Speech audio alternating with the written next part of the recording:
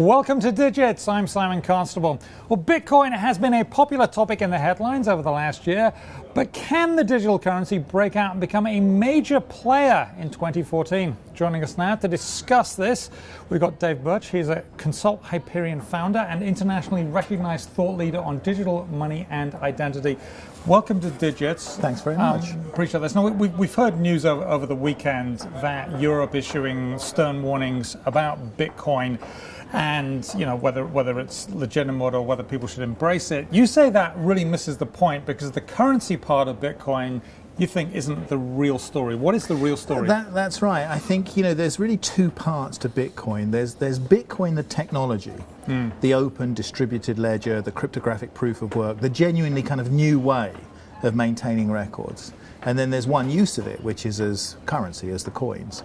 And of course, because the technology is complicated, not a lot of people understand it, that tends not to get talked about. Whereas the currency has these great stories about people buying Lamborghinis, and it goes up and down. And it goes up and down. But that obscures the real story. Let's actually just dismiss the currency side of it, because what I know about it is that the currency has to be a unit of account, store of value, and a medium of exchange. And we have seen in the last few weeks it isn't a store of value. If it moves 50%, in a short period, you can't really keep units of account. You can't. It's plausible the volatility could reduce over time. It could, but you say the bigger issue is what you talked about, this non-centralized way of doing business, and that could actually be good, you think, for the stock market and for other securities as well, which will be very interesting to our viewers here. There are a general class of problems about transferring assets between people, and these are done in, they have to be done in very clever ways, but they're also very expensive ways. If I sell you a stock or some corporate paper or something like that, if you think of the amount of work that goes into the clearing and the settlement and the bookkeeping, and in a way, like if I bought a stock from you and you just emailed it to me over the web and everything else faded away, that would really be a magnitude reduction in costs and reduce the complexity.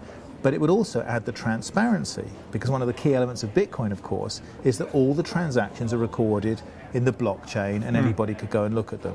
So when you combine the need to reduce costs, potential political pressure for more transparency in certain markets, you can see that Bitcoin is a solution to a class of problems. And I think that's why you see these VCs piling into it. Venture capitalists investing a lot of money. Now, you mentioned doing all this electronically, and it's no longer, burly guys usually screaming at each other, tearing up bits of paper, and jostling and everything.